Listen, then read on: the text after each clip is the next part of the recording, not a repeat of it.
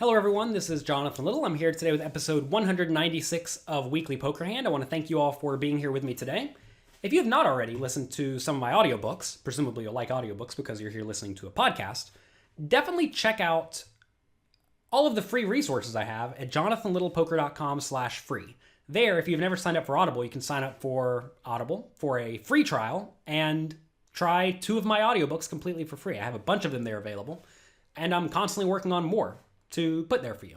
Also, if you just don't know that I make audiobooks, you can see all of them I have available right there at jonathanlittlepoker.com/free. So in this hand, they make life easy on us. We get pocket aces on the button. Thank you for that. We're playing 150-300 with a 50 ante, and the player under the gun with 8,000 chips raises to 750, folds around to the player in the hijack. I don't know either of these players.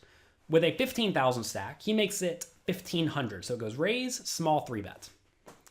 All right. And now we have pocket aces on the button. First question is, should I 4-bet or call?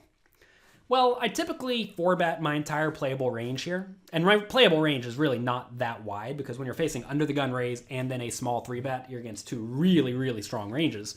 So you really can't mess around. So my range here may be aces, kings, queens, ace, king, maybe jacks, maybe ace, queen suited.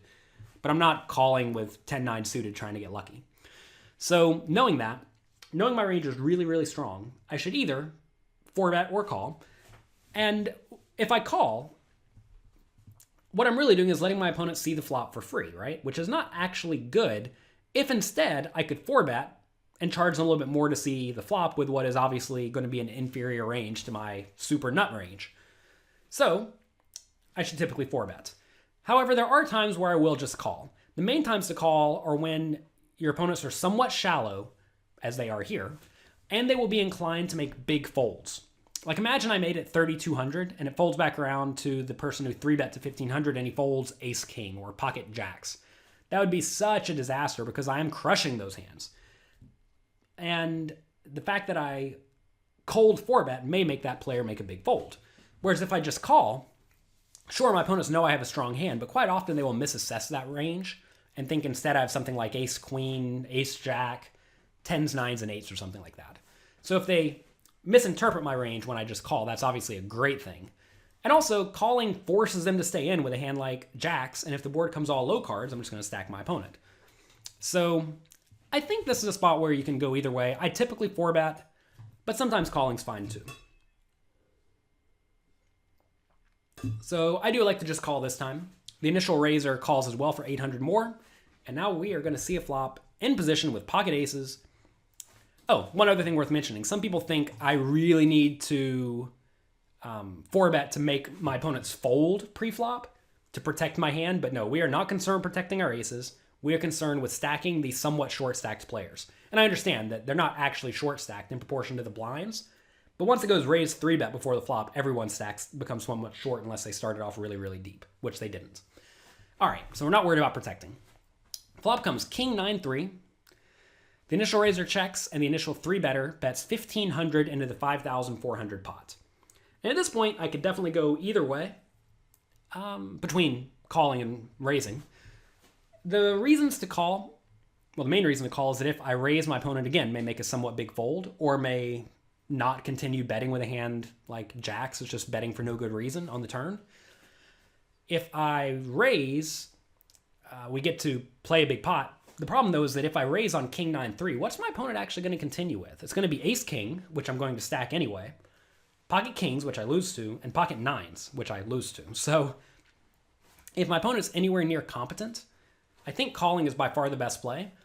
However, my opponent did bet really small, and when someone bets really small, it's not exactly like they checked, but it's almost like they checked because not much money is going into the pot. And when there's very little money going into the pot, you often want to kick it up when you have a very strong hand. But in this exact scenario, I think I would lean towards call. Also, that lets the initial raiser do something silly, like he may jam with king jack or something like that. Whereas if I raise, he may fold. But I did call. This time the initial raiser folded, so we see the turn heads up. It is a 6 of hearts, so 2 hearts on board now. The opponent bets 2,500 into 8,400 now.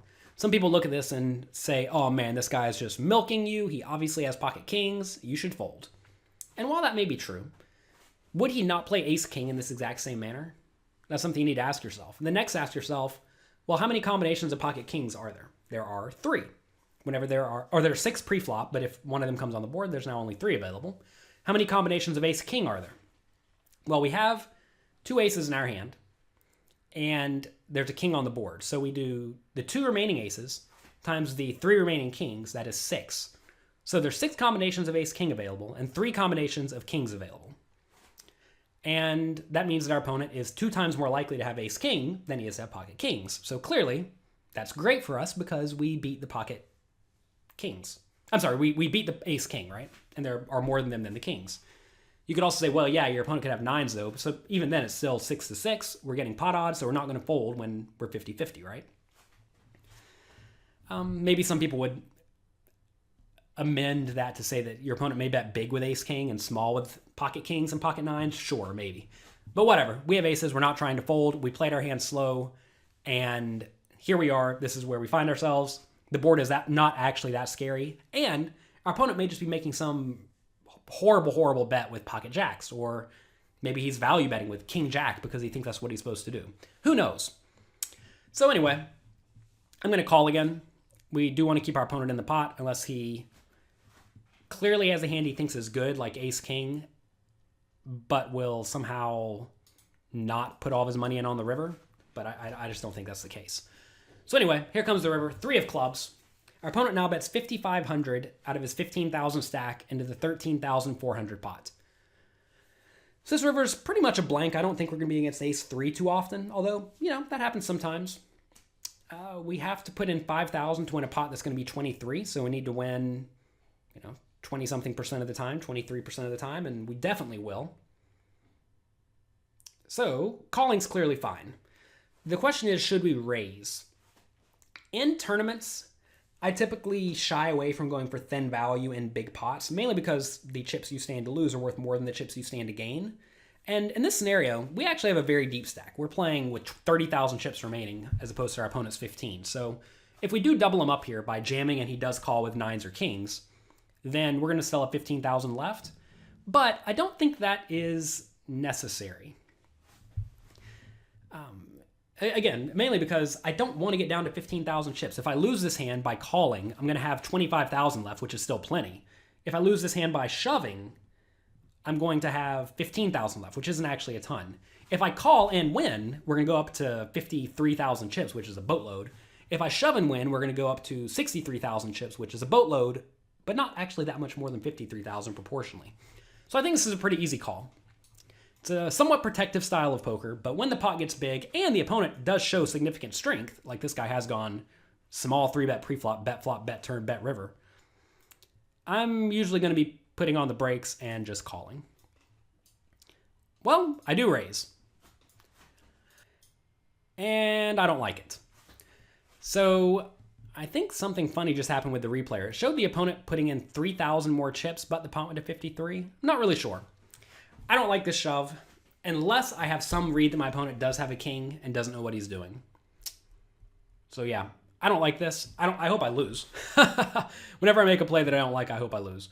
But this time we win. The opponent did have ace king. Maybe I somehow got the vibe that he did have ace king. I don't even know if my opponent should call a river jam in this spot with ace king. If he was shallower, it's worth mentioning. Say instead of on the river, instead of having 15,000, he had 8,000. His 5 plus the 3 the replayer claimed he put in. If that's the case, then I would shove because losing 3,000 more isn't that big of a deal. And it's basically just, I do think I have the best hand a lot when I raise and get jammed, something like 55% of the time. So maybe the replayer messed up on me, who knows. But if we are playing somewhat deep, I don't like that jam because in reality, what should a good player call our river jam with? Well, kings and 9s are always calling. Ace king may fold. King queen may fold, right? I'm having a hard time finding hands that actually will call. This time, though, the opponent called. We get a nice stack from our opponent, and we continue grinding forward. So that's going to be it for this episode of Weekly Poker Hand. Thanks for being here. I hope you enjoyed it, and be sure to check back next week. Good luck in your games.